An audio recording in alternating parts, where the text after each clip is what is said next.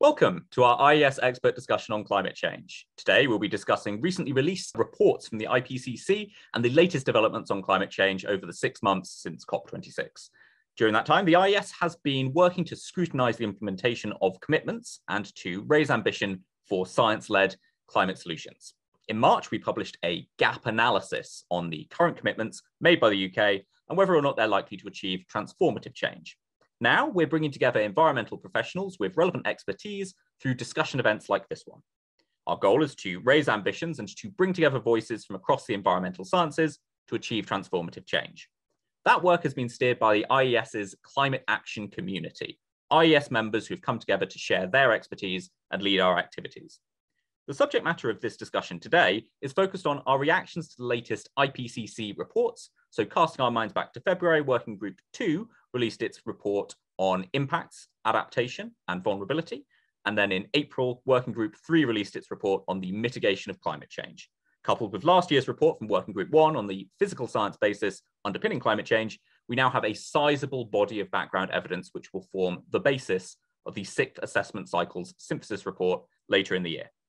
So is it big news or no big surprises? We'll start off by bringing in each panelist to introduce themselves and let us know a little bit about their background. And then we'll go back down the line and get those first reactions on the IPCC's reports.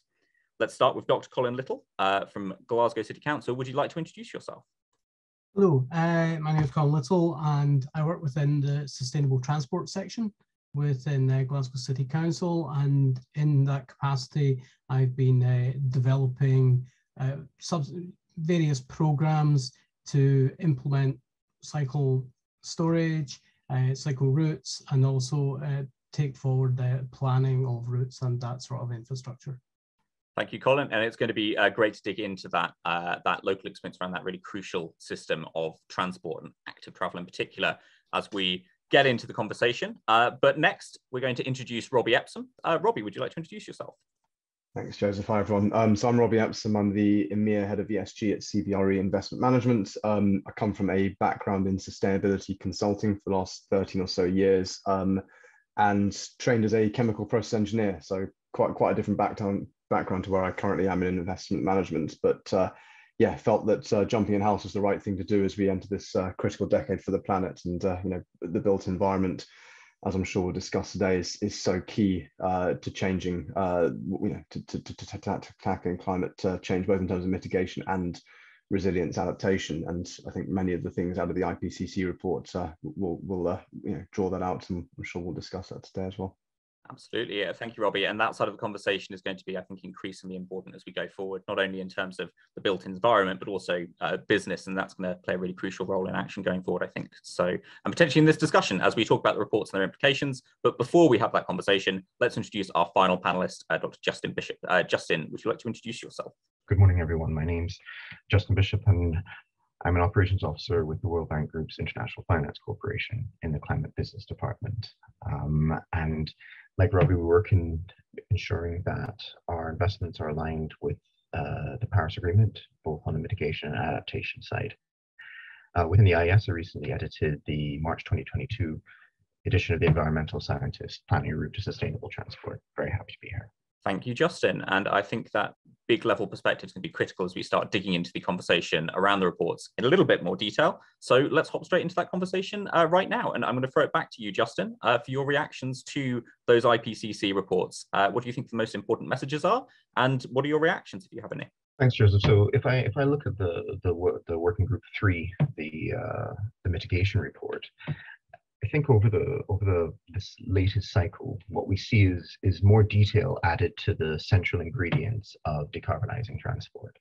But in a sense, we don't have new contributions. We know that we need to fuel switch. We need to, in a sense, drive or switch to non-motorized mobility modes.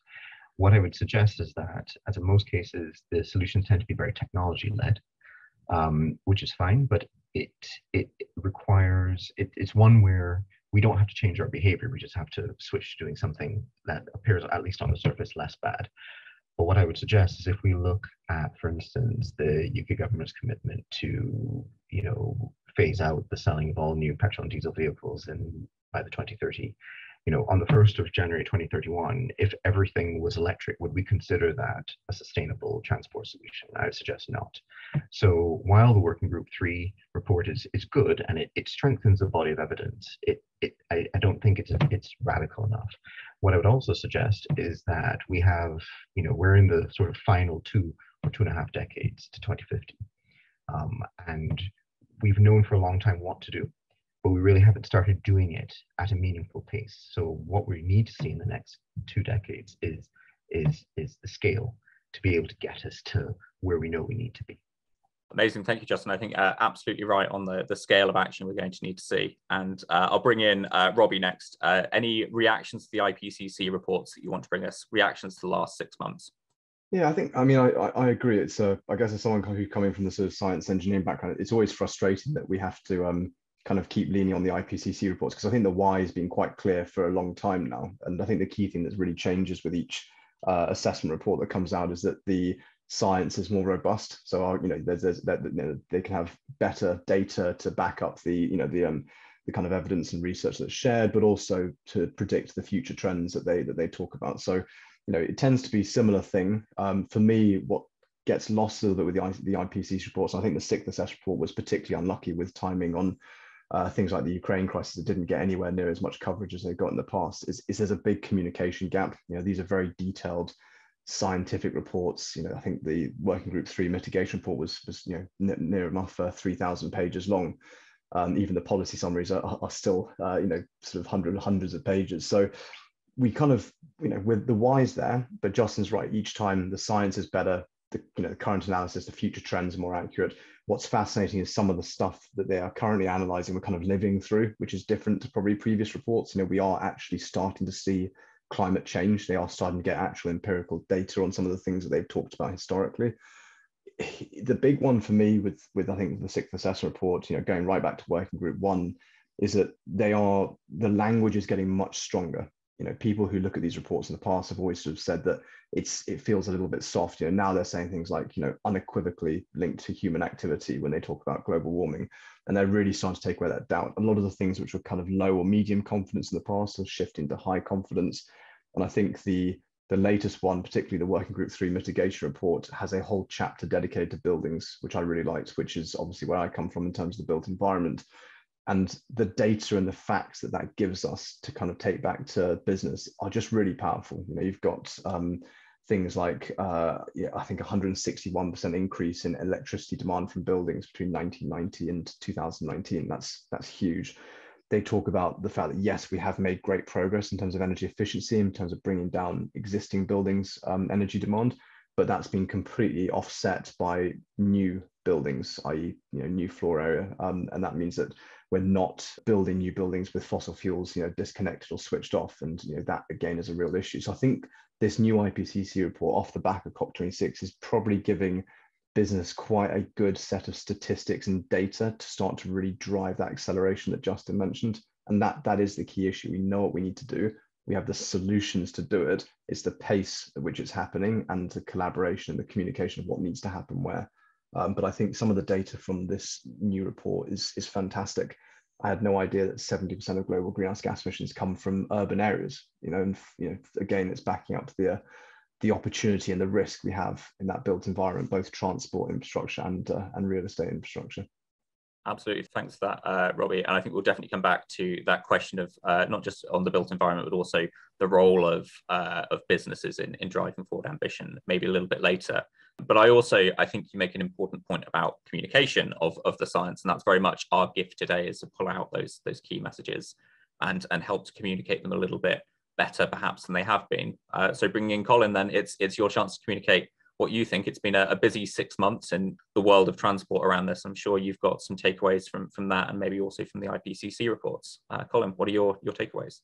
I actually think it's really interesting, just sort of mentioning the amount of CO2 emission for the urban area and the transport within that. Even setting it aside from the energy, and when you look at the transport within those areas, it's actually really addressable, which is, I think, showing the extent of the emissions from that area is slightly encouraging, because that is an actual area where we can have a look at it. We can look at plans that are being implemented, globally in larger cities, London, Glasgow, Edinburgh, New York. They're all doing something to try and drive forward those sort of 15-minute and 20-minute neighborhoods. And I think through that and adoption of that kind of attitude, and it does need a severe cultural change and how people look at where they do things, how they get around. I think with that, ultimately, it looks addressable, and I think that's encouraging. So that when I look at that, the sheer numbers are fairly horrendous. And as already said, we've been aware of this issue for, it's been in the press for 40 years, 50 years, and yet we're still only just moving towards it. But I do think the encouraging thing is it is addressable if we just actually get on with things and do it. Absolutely, yeah. A little bit of dread, but a little bit of hope in there as well. I think you're absolutely right, Colin. I think you're right about these urban environments, sort of a theme in those initial comments. So maybe we'll stick there for a moment and think about not just the urban environments and the potential for mitigating emissions as they currently exist, but also the role of urbanization in challenges associated with risk and resilience that came up so much in that second report as well. Maybe we'll stick there and ask the first question of what do we need to be seeing in these urban environments, not just over this next 6 months ahead of COP27, but what do we need to be seeing as big macro change for the urban environment? I mean, it's frustrating, isn't it, that we kind of know the answers for this. And again, I think it comes down to communication and collaboration, because we know that we need to decarbonize the grid. So much of, if we can decarbonize the grid, everything within those urban areas that uses electricity is effectively decarbonized. So we know that is an absolute priority, and I think we've seen that with the Repower EU accelerating the Fit for 55 package from I think 40 to 45% renewables coverage. We've seen it in the UK with us targeting decarbonised grid by 2035. So we know that's a priority, and I think business needs to help accelerate that by probably switching to green utility providers. Because you've got the national grid, but you've also got, if every corporation, if every individual switches to a green utility provider, yes, that electricity is not going to all be there and green today, but the reality is by switching to those companies, you're basically forward funding the future development of that renewable infrastructure. So that is a catch-all kind of magic bullet to some extent, but it comes with a strong caveat, which is if we all just do that and don't do anything else, then there's a rebound effect where that grid has to keep catching up and building more additional renewable infrastructure to keep up, as we've seen with the IPCC's founding on the increasing floor area of buildings offsetting the benefits gained through energy efficiency historically. So I think that's a key one, but it's also just this decentralized, we're seeing with the energy uncertainty through Ukraine and all these other issues, fossil fuels have a complex value chain. It's better to be switching to things that are more local, more renewable. And in the built environment, we have a lot of opportunity to get renewables on site. So we should also be doing that, but we should also be driving down energy demand through efficiency. And that, I kind of think of them as the 3 E's: it's energy procurement, efficiency, and electrification. And those three things wrapped up by that embodied carbon piece, making sure we're doing it in a smart, intelligent way, are the priorities. And yes, there are different ways we achieve that across the economy, but ultimately they're the same 4 things that have to be addressed if we're going to reduce greenhouse gas emissions. But to me, grids is an absolutely key thing, because whilst businesses continue to discuss and move at different paces, the grid can be something which happens systematically. But I do think we need guidance on energy efficiency, because I think at individual levels, business levels, there's a lot that can be done through education, through better intelligent management of buildings and infrastructure. But the problem we have in the UK anyway, I can't speak for the rest of the world, is that it's a skills gap as well. We don't have the people that can help with these things. If you want to at home put in some smart stuff to help reduce carbon at home, what you really want is someone who can come in and look at your house and go, right, I can sort you out with your smart meters, with your electric charging point, with your heat pump, all those different things. And I can also put your on-site, renewables on, and probably even stick a battery in, and I'll make sure it all talks to each other and works in a smart, intelligent way. You don't have that at the moment. It's fragmented. And that's even if you can get a hold of someone who can install a heat pump at all. And it's the same in the corporate environment. I don't think it's any different. You know, London has got very complicated buildings in it, very aging infrastructure, both transport and buildings. We are missing that smart solution, which is the other big piece of it, which drives that electrification and that efficiency piece. So to me, it's also a skills gap, and that's just transition. All these things come into that, but we need to start training up these people that can help with the actual solutions. We've got lots of consultants and advisors now, which we didn't have a decade ago. So that bit's been sorted. We need the people that can do the stuff on the ground now as well. If I might build on Robbie, your point about the energy efficiency. So part of the challenge with when, you know, the focus in IPCC and other places is purely on the emissions, we miss the point that actually, as we use more energy, we need more supply. We're always playing catch up, right? And more supply implies, you know, more building, more natural resources, more impact, right? So just decarbonizing or focusing on what's coming out the tailpipe, you know, conceptually, it doesn't get us away from all of the other problems that we're creating for ourselves. And so we kind of have to look at both, you know, Robbie, as you say, you know, not only switching fuels in a sense, but also trying to use less. And that way we can come into a better balance. The other point is when we think of risk resilience. So, you know, for, I don't know, maybe 10 years, we've watched, you know, heat waves, you know, in Paris and other cities on the continent. And now we see in the news, you know, as more of us come to the cities, more of us are, you know, in the same place and exposed to, you know, some of these impacts. And buildings that can moderate the temperature better in a passive way surely must be one of the things that we need to look at. It's more difficult in cities with a lot of older building stock, or in countries with a lot of older building stock. And that makes it perhaps more expensive per pound or per dollar to retrofit because of just the nature. But at the same time, it almost becomes imperative.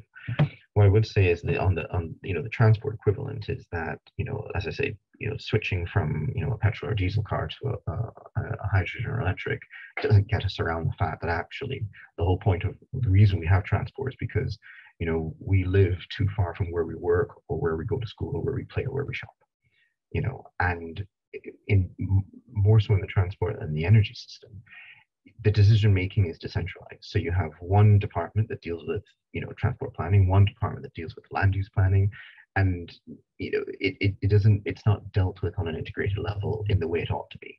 You know, the 15-minute cities that Collin mentioned, that's possible when land use and transport planning are integrated, right? But as long as there's a big old road joining, you know, the various destinations, then you're almost locked into a minimum level of motorization, which implies a minimum level of energy consumption. So, you know, there are parallels across the different big emitting sectors, but absolutely, you know, managing how much we use must be the natural other side to decarbonization. And I feel as though the demand management it doesn't get the pride of place it ought to, because that's actually the difficult bit with behavior management, and, you know, and that's the tricky word. So we always focus on the technology because that's easy or easier, even though it costs, as opposed to demand management, which actually is probably locks us into a more sustainable path, I would suggest.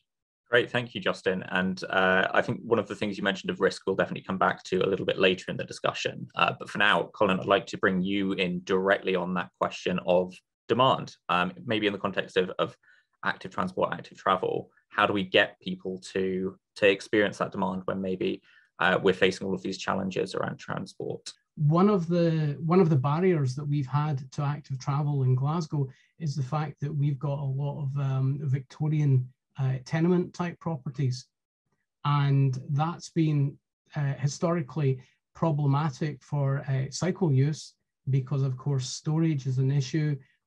People who might have reduced physical strength have an issue with actually taking bikes up and down stairs, that kind of thing. So to try and deal with those barriers, and I think it is about identifying barriers and then trying to deal with them.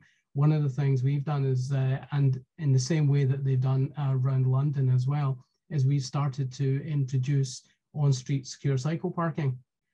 And we put 60 of these units on street last year just as a pilot, and within 2 months, they were 98% utilized across all the spaces. So that's an increase in levels of cycling. And anecdotally from that, we also have a reduction in car use and even some users who have disposed of cars. So I think there's a demand existing for people who want to travel more actively because it's a lot more pleasant. But I think there's a lot of competing priorities, be it personal safety, be it speed, be it a requirement to have to be at a place of work, where a lot of the time it's been shown through lockdown, people can largely actually a lot of the time can work from home. I think you're absolutely right. And I think it's really interesting to hear some of those different interventions you can make to shift some of those consumer incentives and make it more of an actual choice that people can take. And the problems are going to be contextual, but there are definitely some interesting solutions, I think, going on there. But I'm going to take us slightly away from the consumer side for a moment, because I think we need to recognize in the scale of the situation we're in, taking us back to that urgency question, that question of pace that Robbie gave us in the introduction. It's been 6 months now since COP26 in Glasgow, which gave us all of that ambition, gave us all of those things that were meant to be coming down the line. And we've got, I think, less than 6 months now until COP27. So we're already well on our way to the point where we need to be raising ambition again. We need to be moving on to those next level of discussions. So the question really then at this point is, what do we need to be seeing from governments over the next 6 months? What actions can they be taking that will lead us when we get to Egypt towards the end of the year with a situation where a lot of these problems will be easier to resolve? So what kind of actions do we need to see from governments? I think the petrol diesel sort of new car sale ban is a good example of how you don't actually need policy today to change things. You just need a strong signal that it's coming, and business will not wait for that. And you've seen that even with net zero as well. Net zero by 2050 is a legal requirement in the UK. Business isn't going to wait for that. In our sector, it's valuation and insurance risk that definitely isn't going to wait for that, which means we're going to want to move faster than that. So that insurance is probably going to be reluctant to insure buildings, come 2040, 45, which are just not net zero ready or taking its climate resilience seriously. And equally, valuation is going to slowly start to punish buildings as well, which which aren't sort of MEES ready and all that sort of stuff. So petrol, diesel, even closer. We saw the automotive industry react to that at pace, and the number of electric vehicles shooting up. The first government factors on the life cycle assessment of an electric vehicle now coming in lower than a petrol diesel vehicle, all things included, battery, whole life cycle type thinking. And so there's been some great shifts in how that's going. But I think we need to probably do more. What surprises me is that you've got things like the pandemic, the Ukraine crisis, all these things affect the value chain. And I don't know how many more massive global sort of, things we need to happen before people go, do you know what? Whatever way you cut it, fossil fuels are not a good thing. They're large, complicated value chains, which are volatile to price fluctuations, and equally obviously have all these very negative environmental things because it is a finite resource that causes global warming. So to me, it's surprising that we're not taking faster steps to tackle new developments, new infrastructure. I personally think that we should be saying that any new building that goes in just should be fossil fuel free as an absolute rule of thumb. Otherwise, we're just constantly playing catch up with any good progress we make. Any new transport infrastructure, again, should be taking every step to make sure it is designed to be operating in a fossil fuel free environment. But equally, we need, I guess, the government's advice. It'd be interesting to hear what Collin thinks about this, to think through where the future is heading, because things are moving so quickly now. We're living through this sort of industrial revolution, and taking electric vehicles as an example, that's a collaboration that has to happen between buildings, companies, and infrastructure. We can't just say we're going to stick in a whole lot of EV charging points to a central London building without thinking about the local infrastructure and can it handle that new demand. And the questions at the moment is, you've got Mercedes coming out with 1,000-kilometer range electric vehicle. Whether it actually achieves that or not, I can't speak for Mercedes, but that's the claim. If that's happening today, 5 years down the line, where are we looking for EVs? Is that going to be fairly commonplace as battery technology evolves? In which case, we have to almost step back and think, right, at the moment, the government's pushing, as is most of industry, for electrification, for EV charging points everywhere. But are we going to get to a point where you don't need EV charging infrastructure because you're only going to charge your car once or twice a year from home? These are the sorts of conversations which I think we need to be having, because what we don't want to do is go down the wrong path and have to come back and kind of redo everything. So I think the general theme for me in terms of government pushes is get those fossil fuels off, make sure anything new is sort of legislated to be fossil fuel free, no connection to the gas, but also to just get business to just think through where things are going. So we're working together. And I think they need to make sure that we're doing things flexibly, because in an industrial revolution, many things are going to fail and we'll need to step back to then put in something different. So we need to make sure everything is modular in terms of its design, and we can remove things and put new things in as we kind of feel our way down this journey at pace, which we're having to do. But to me, the policy they can help us with is data. It's making sure fossil fuels are switched off and making sure that grid is decarbonising at pace to predominantly renewables.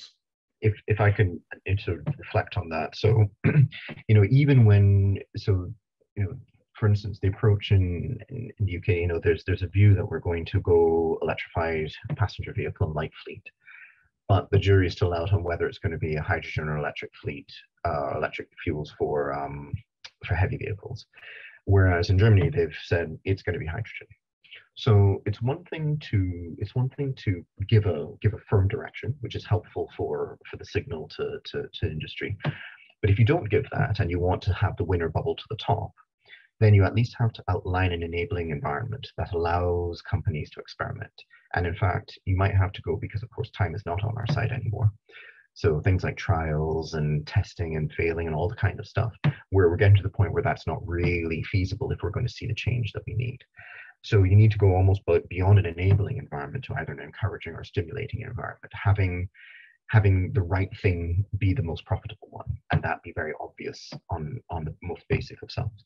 But Robbie, when you talk about a building built today that still, you still pour a bunch of oil into the heating system, the question is, well, who bears the risk, right? So if I build a building and I hand it off to you, then our interaction is complete.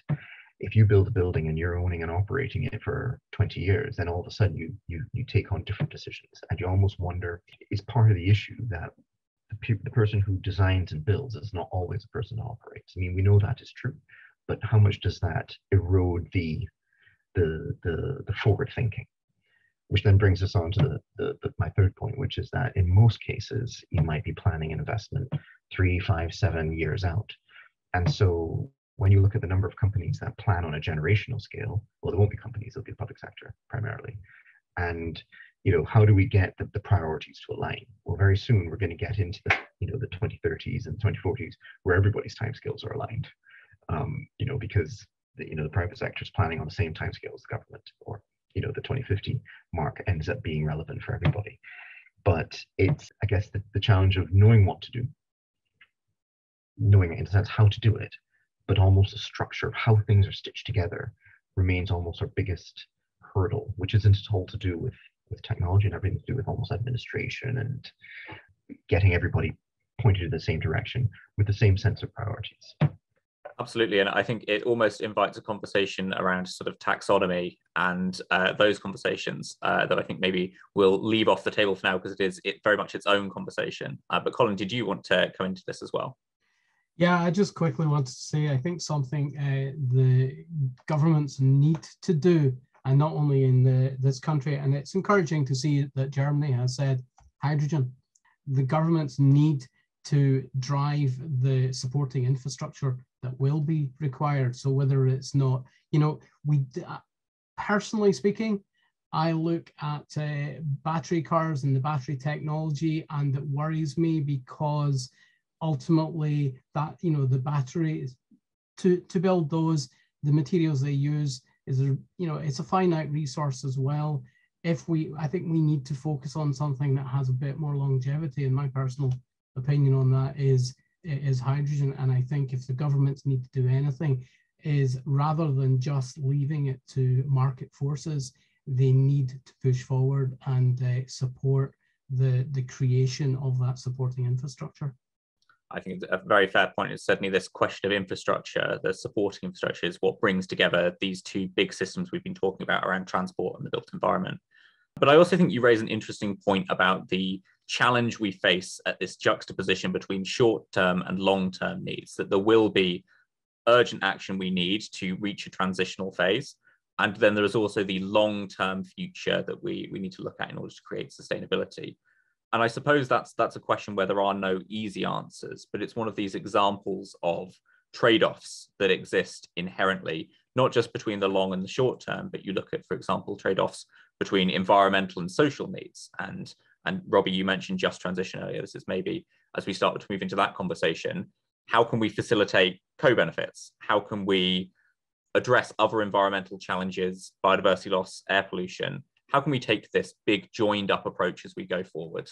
Maybe just also, if I can, just to build a little bit on what Collin said as well, and to some extent what Justin said, I think the challenge we've got with this at the moment is that we're moving from an economy which is quite systematic. We all drove cars that either were filled up with petrol or diesel. We all had boilers which were running on gas, natural gas pumped in. So it was a very systematic sort of infrastructure and way of running buildings and everything that's sort of linked in. That's not quite how sustainability works, because sustainability is very much about what's right for the particular situation and what's local. And so, to Collin's point on hydrogen versus battery tech, these are all really important considerations. And what you might find as you start to get to urban areas which are a bit more local is that people will start to play to the natural land. What is it that works best for my community here? Do we have hydro because we live near a river? Do we have lots of wind because we have mountainous areas around us? Did we have an old natural gas distribution network which we've repurposed to hydrogen, and therefore we can actually fill up hydrogen fueled fuel cell cars from our homes, and that makes more sense than maybe the country next door. Value chains are complex. If we as the UK can't get a hold of the rare earths and various things that go into battery tech, and that's a problem for our country, are we able to start doing something slightly different? So I think sustainability has a much more local way of thinking things through when it comes to infrastructure and planning. And that's something which I think we've got to consider. And it goes back to my point on flexibility. But the challenge is that the government's just not got the sort of the data and the evidence to really provide solid recommendations for this, which means we're all having to feel this through to some extent. And I'm hearing things like the gas distribution networks being repurposed to plastic pipes ready for hydrogen and being sort of stopped just near new development, so it's there just in case we need it in the future. And I think we'll hear a lot of that sort of stuff happening because we just don't have the answers yet. But the challenge is we can't stop moving. We just have to make sure that when we are moving, if we do get it wrong, we are able to take a step back without it being too detrimental to the overall progress. But I think it is complicated and we do need to think local. I just want to add really quickly something that Justin said earlier, because I think the IPCC actually mentioned this in the mitigation piece. So you talked about passive architecture, and they've got a framework in the IPCC mitigation report called Sufficiency, Efficiency, Renewables, SCR framework. And I really like that because the S, I think, is effectively leaning towards that non-technological solution, which is things like passive architecture, but also behavior change.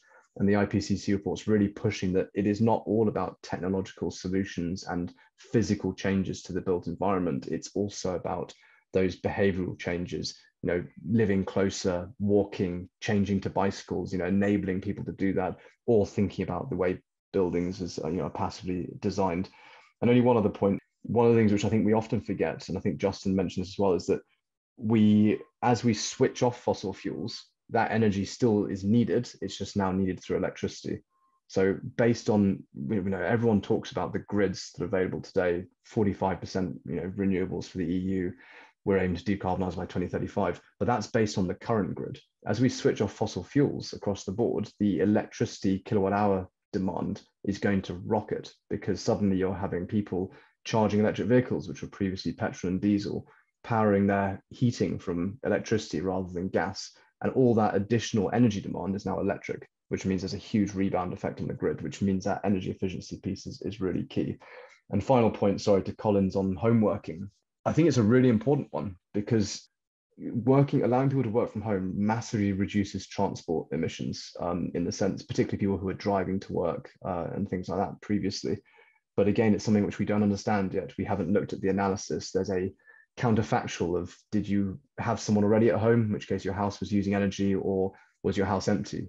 Because if you're suddenly now working at home and your house was empty before, you're now consuming energy which wasn't consumed previously. But this new hybrid economy, also presents a massive opportunity for thinking through more intelligent transport, planning the way we head in, part of the economy heading in a couple of days a week, the rest the other half. However we do it, there are smart solutions to reduce that need through sufficiency type thinking and behavior change.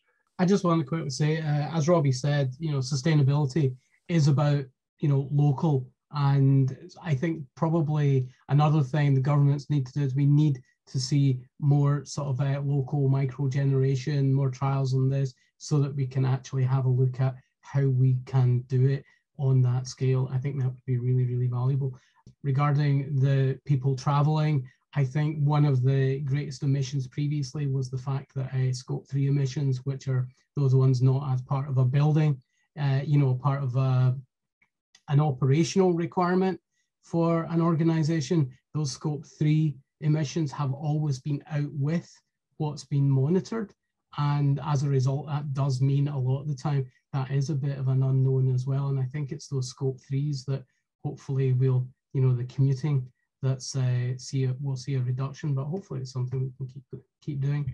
It's also transport, isn't it, Colin? There's the amount of the reduction in sort of short haul flights, long-term flights for businesses has been dramatic. And at CBRE, our global exec called for us to not return to business as usual unless it was absolutely business critical. So big reduction in aviation business travel as well, which I think has had a positive effect, not probably for the financials of the aviation sector, but at least for the planet.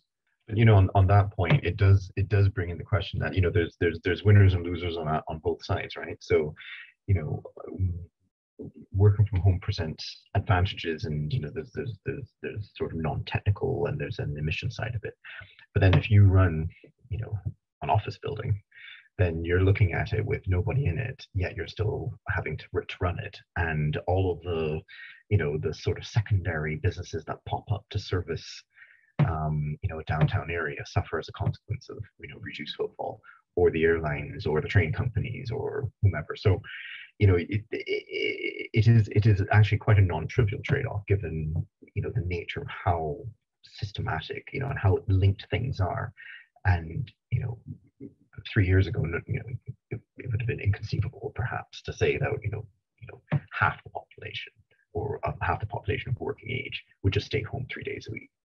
You can imagine if you had to draw that out on a blank sheet of paper, what does that look like for making sure that train lines or coach lines can be profitable, or how do you make a profitable airline if you have half of the travel in a year that you do? So in a sense, maybe that question is a little bit funny, because actually if I'm trying to say, how do you make 30 flights a day between London and New York profitable, but at half the capacity, but actually maybe we only ever needed 10, and then that is profitable. So perhaps that's the other way of looking at it. It's a consumption thing, isn't it? I think we probably as a global economy moved into overconsumption on, I'd say, everything from food to travel, and it's a rebalancing. I think it's everything from flights to offices.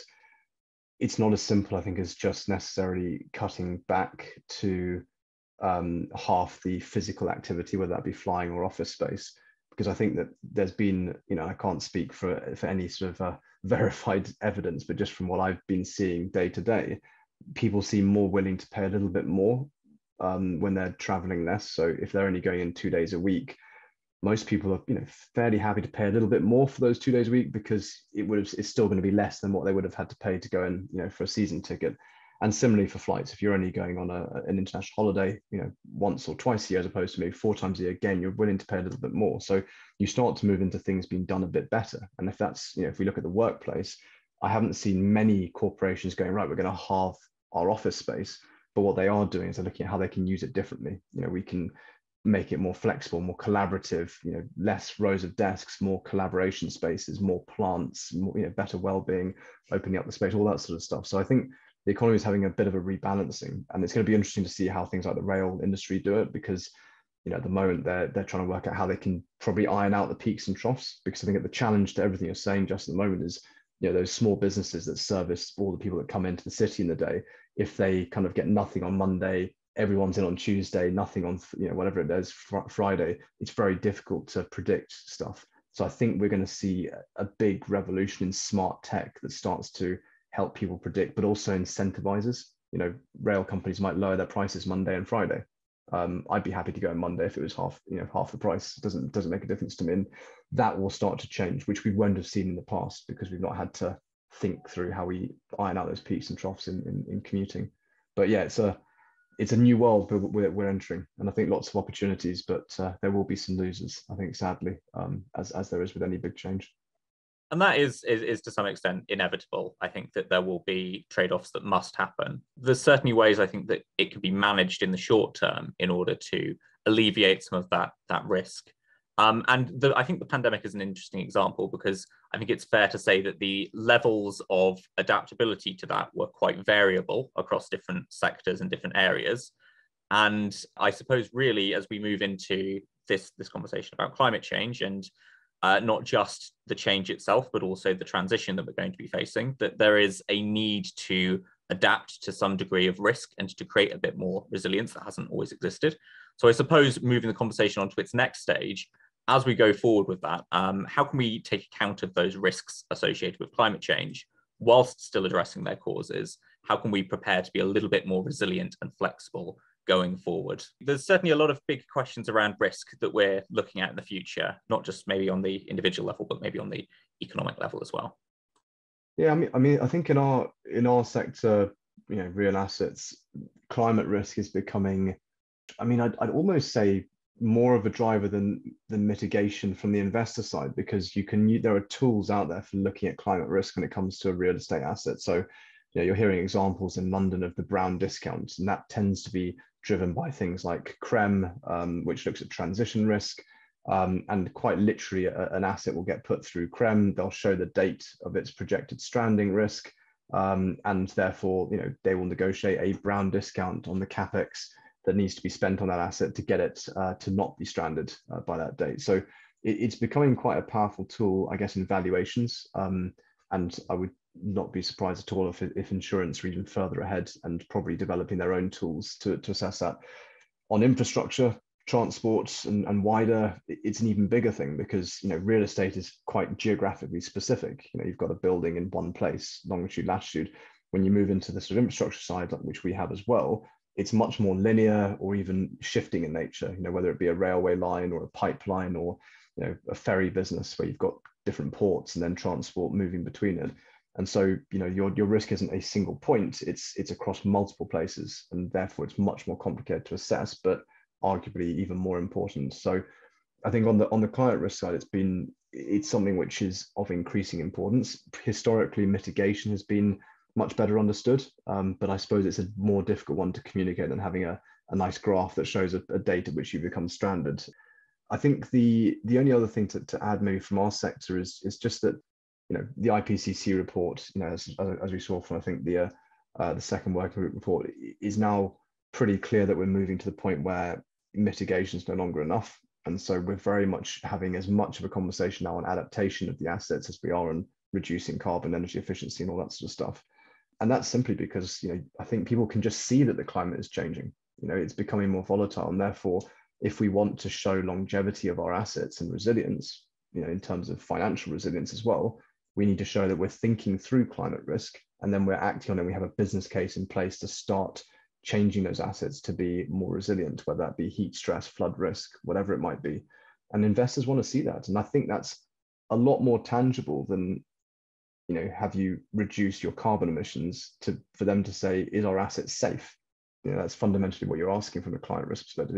Is this asset going to flood? Is it going to be damaged from subsidence risk due to particularly dry summers in London with clay swelling and contracting? That's the sort of thing which makes a lot of sense to them. So that conversation's moved quite quickly now. Not that mitigation's gone anywhere. That's obviously still really key through net zero. But yeah, climate risk definitely a hot topic at the moment, and I think only going to get more sort of substantial as it becomes more systematic in the way we measure it and communicate it. Absolutely. So, regardless of what we do on the mitigation side, the climate is changing and adaptation is required. So in a sense, that is, if you had to sort of think, well, what am I investing in now? it'd be as Robbie was saying, to ensure that my asset's in place, or it can be in place across the lifetime I'm interested in it. The mitigation, in sense, you could switch your fuel source, you could undertake passive elements and so on, but that won't affect the fact that, as you say, the clay is swelling, or that you're having sea level rise or inundation. Interestingly, you mentioned the insurance, and you almost wonder how much the insurance industry, because they kind of join the two bits together, right? So if in principle, my premium is the same to you for a building, whether it's in a climate risk area or not, then actually, and you'll pay me out anyhow if it floods, then actually I'm sort of disconnected from the true risk. And how much then, on the converse side, if the insurance companies, given that they bear the brunt of in terms of claims when you have natural disasters popping up and so on, what is their role in stimulating better decision making earlier, from the asset or the infrastructure designers or owners? Because if they say, well, if you design this like in this area, or it looks like that, and so on, actually the climate risk or the climate change risk is huge, and that's going to be reflected in how we underwrite it, or how we don't underwrite it at all. And then it starts to give someone pause for thought, because as long as you can put a pound or a dollar figure on it, and that can be passed through later on down the value chain, you're covered. And this doesn't necessarily, it makes sure that assets they may be stranded, but they're paid out. So you lose the asset, but you get its value in a sense. But it doesn't get the right decision right at the very beginning. So that's my thought on the insurance part. I think they have quite a critical role. We need some big examples of big insurers refusing to insure an asset because of a stranding risk, and then, like you said, that will bring the conversation much earlier, because if you can pay for it. But I mean, it's likely the price will probably go up as well if they can start to understand different levels of climate risk and what they're willing to take on. They probably will start to ramp up the price. But I think we need some big insurance company has refused to insure central London assets due to climate risk, and that suddenly changes the conversation substantially. And especially when you think, on the one hand, if I have, I don't know, a pipe bursts or something funny happens, and it happens to one asset, complete separate to the others, you sort of figure that you're not going to have everything break all at once. But actually, if you're in a situation like I've insured downtown or central London, and you have, the outer Thames barrier isn't in place in time, and something happens, the current Thames barrier overtops, whatever scenario you want to think of, and all of your assets are affected at the same time. That's probably a situation that they have on the tail end of their distribution. But surely those are going to start happening much faster, much more often. So it's the scale of payout and the frequency that hopefully will help to enable them to make a big decision like that. And I suppose there's a question as we talk about these scales. Going back to those initial contributions, we talked a lot about how the IPCC reports have brought a lot of evidence and data, and particularly certainty, to the table that is being drawn upon by maybe businesses at the production side, that is maybe being received to some extent by governments. I think the question then becomes, how can we communicate that science to a public level in order to promote the kinds of behavioral change we need? Is there a way that we can get that science and evidence into individuals' decision making? I think what we need to do is we need to change what people are actually aspire for. We need to try and realign the culture so that people are aspiring to healthier lifestyles, to better quality of life. And I think we need also to probably come down a little bit on the mass marketing of cars that we have all been sort of happily lapping up for about 60 years. The car has been consistently sold as this empowering thing, and it's not. It's a very useful tool, I think, but it needs to be recognized as, what it is, rather than being the Swiss Army knife of travel. People need to sort of recognize that there are benefits in the other modes, and I think they need to see that if they change to those modes, the actual benefits to them as an individual are going to be substantial, and also there's a level of longevity in those benefits as well. It is a mass cultural change we need. I was thinking this through actually the other day because someone asked us a similar question. I think the IPCC report is the kind of why, right? It's the science. It's where so much of where we are today, Paris Agreement, Glasgow Pact, has all kind of come from the science that the IPCC report produces. So we know the why, and the science is just getting better and stronger. We also actually have the solutions, with the technology, we know what behavior change we have to have. So a lot of it is skills and comms in the middle. And I think, I was thinking how can we get all this great stuff in the IPCC report? Now, this is so many scientists who've worked to sort of burnout point to get this information condensed and, and then summarized in, what is still a very long document. I think each of them, ranges between 2,000 to 3,000 pages each. The public aren't going to read that. Many business decisions the decision makers aren't going to read that. So we do need something. Is it going to be a summary report that's 50 pages? They probably still won't read that, if we're being honest. People are busy, and this is not something which they are, as Collin sort of alluded to, it's not a hobby for people. A lot of people don't go out there and think, how can I save the planet today? What's the latest greenhouse gas sort of, analysis that's going to help me in talking about this with my friends?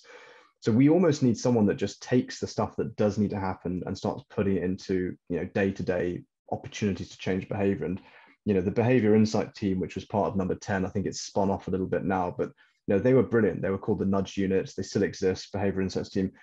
They should take these key messages, when we have scientific agreement on the things that need to change, and start building this into our behavior through nudges, like we had with the pensions change, which they were behind. We suddenly went from an opt-in to an opt-out. So all of us are now automatically in pensions unless we choose to opt out. We should have things like this, which the government helps, which are sort of just slight behavioral tweaks. By default, you're on a green utility provider unless you choose to opt out, for some reason or other. Little things like that just help to change behavior based on where the IPCC report is telling us to focus. And that means we don't have to have detailed reports that everyone needs to digest. It just starts to get built into things, naturally, like we have with high sugar foods and cigarettes. None of us had to read long, extensive research papers on that. It just started to become behavior change that the government started to bring in. Putting unhealthy sweets on the top shelf, 60% less likely to get them if you have to reach for them. It's little things like that. We can do that for climate change, we can do it for greenhouse gas mitigation.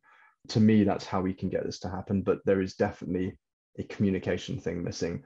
And I'd say just one more thing is it's the same for business. The business needs to see these messages.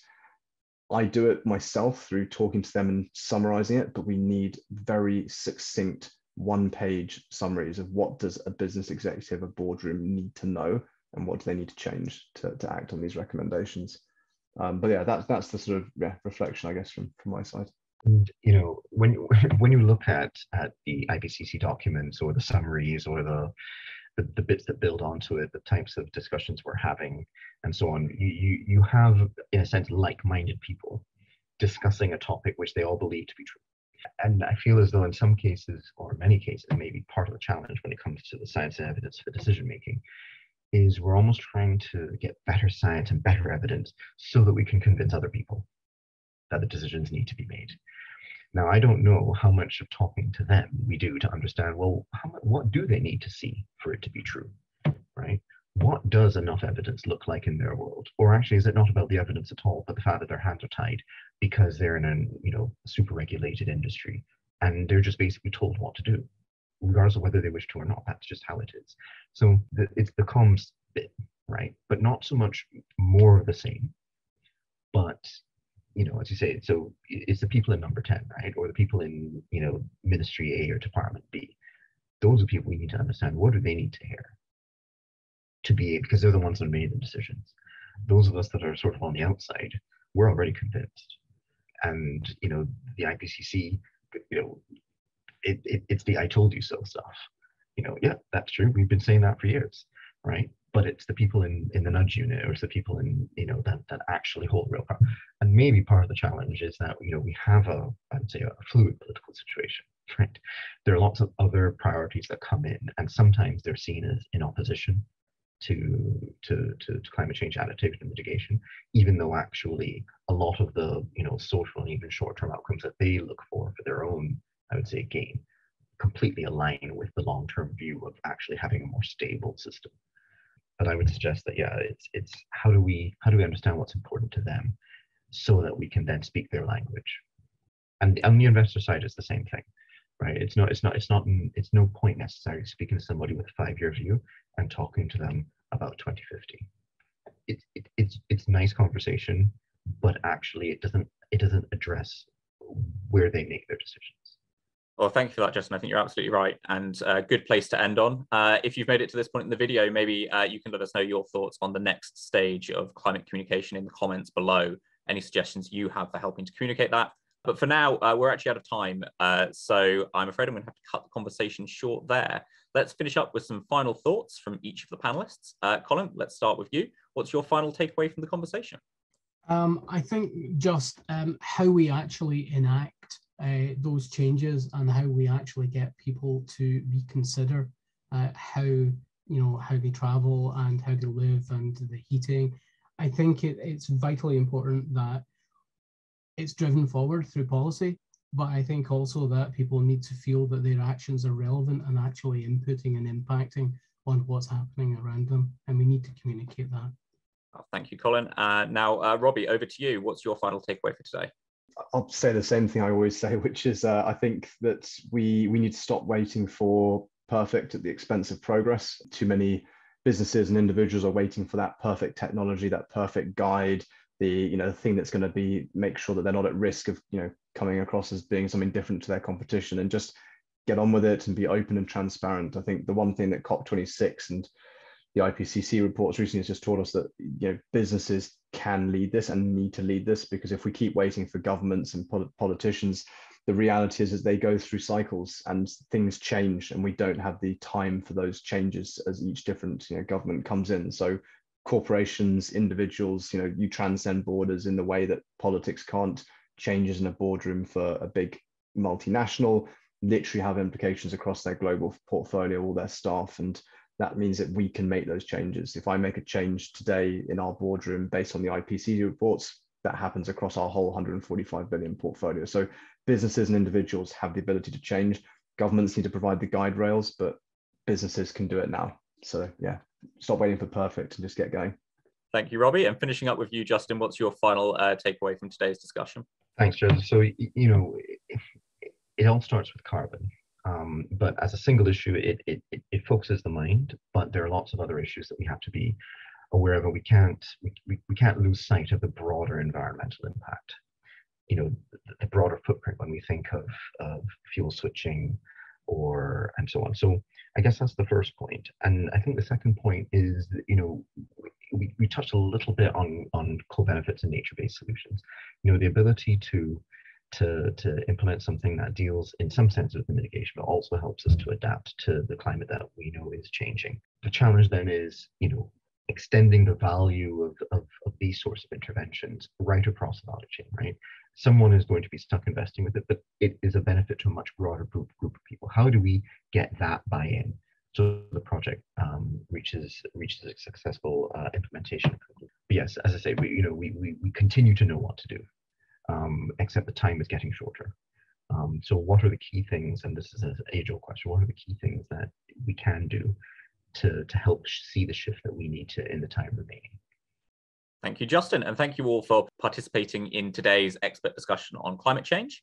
This is one of two paired discussions bringing different perspectives from different experts. So if you've enjoyed watching this discussion, check out the other discussion on our YouTube channel, where you'll also be able to find all sorts of content, not just on climate change, but on topics across the environmental sciences. If you found this discussion interesting, you can show your support for the IES by becoming an affiliate, or if you're a professional in the environmental sector working with science, consider becoming a member of the IES. In the details below, you'll find a link to our social media and the IES website. Make sure you follow us across platforms so that you're up to date with all the latest events, videos, and CPD opportunities. And remember to like the video, share it with friends and colleagues, and let us know your thoughts in the comments section below. Thank you again to our expert panel for providing us with such great reflections on the IPCC reports and everything that we're currently dealing with in the world of climate change. It's always fantastic, I think, to be able to draw on this deep expertise from the IES membership. And I'll look forward to welcoming each of you to discussions again in the future. But for now, thank you for participating. Thank you to the audience for watching, and we'll see you again soon.